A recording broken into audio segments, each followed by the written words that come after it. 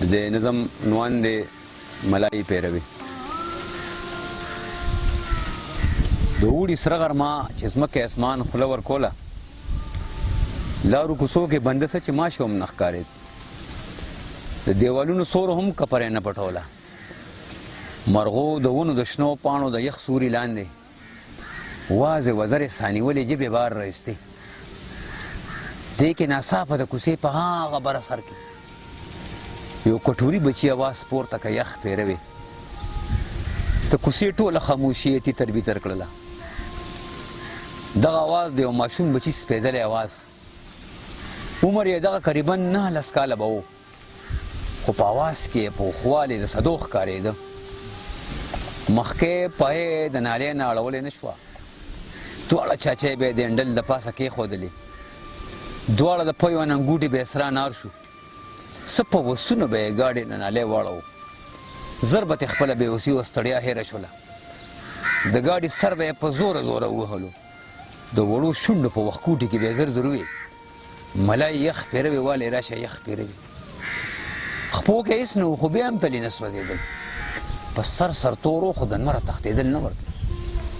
په ګرړه ګرړه یې په خوشې کوڅه ګاډی رغړو، سم په نوړی پسې کلهم انسانیت روان و. دې کې ناڅاپه د یو کور دروازه بیرته شوله، یو پڼاپش په تش پرتوګ کې بهر راووتلو، سترګې یې مږلې او د خولې نه یې بکواس دوړېده، خپل زګین لاس یې د 2-3 فوټه ظالمه حده د ماشوم مخ له د خپل وس په اندازه راخلاص کړ. اوف د کلهم ایشیا د هر مزدور په بشره د دې سدې د جبریت بله تغمه ودرېده. یوه چاچه یې په هنډل په بلې مخ مګلو، څه په سکیندو سکیندو یې ګاډي له دیګه ورکوله. هغه وړوکې و خو چل د جړېدو نه ورته، هغه بېبې له مازدیګر ته 2 روپۍ ګټلې. هغه چې کله هم د ملایي ګاډۍ لاس ورته کړ، هغه غرمه ډوډۍ بیا چرې هم خوړلې نه وه.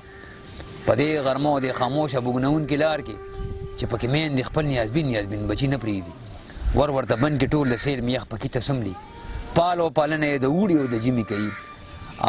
آیا ګلې وړوکې نه و چې دا زهر سټي، په سرتور خپې بلې پردي شکرین خرڅوي. آیا ګلې وړوکې نه و چې دا زهر سټي، په سرتور خپې بلې پردي شکرین خرڅوي.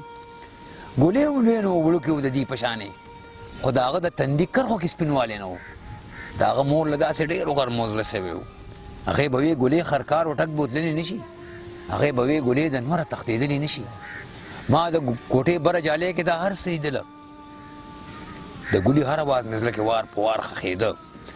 غلی مې ور لرې که لارې ته په دوره ووتم، هغه وړو پاپو له زور ورکړه په بیړه بیړه. هغه ویل که جوړې بیا د چا نه خوب وتښتېد، ویې کاکا بس دارې لاړم بیا نه راځم. ما ویل ودرېږه بچې ما له ملایي راکړه. د هغه سترګو کې د ډېرې خوشحالۍ روجې د رڼاګانو سمندر موجونه ووهل، په اننګو کې د کوتو ګردابونه جوړ شو. د خپل ماشوم همت په هسکه شملې فخر وکړ. ما یې بچې ملایي اخلم خو شرط په دای دا چې د بریتو نه هر ساعت وینې ساسي، لږ د دې مخ له هم څپېړه د احساس ورکړه. دا د پکو لاندې بچي د خوبه راولړزوه، د دې وطن د هر نصاب بابونه ریز مریز که، دې مدرسو کالجونو ته تیلې ورته که، دې خزانو بلډینګونو ته بمونه کېږده، دا قوانین او ضابطې په اباسین لاو که، دا تقدیرونه قسمتونه ټول دروغ وګڼه، دا د تیورو اوږده لاسونه په مړوند کې پرېږه. او بیا یو ځل د ګاډي سر په زور ووهه، د وړو شونډو په وښکوټي کې یې زر زر وویل ملای یخ پیروي والی راشه یخ پیروي.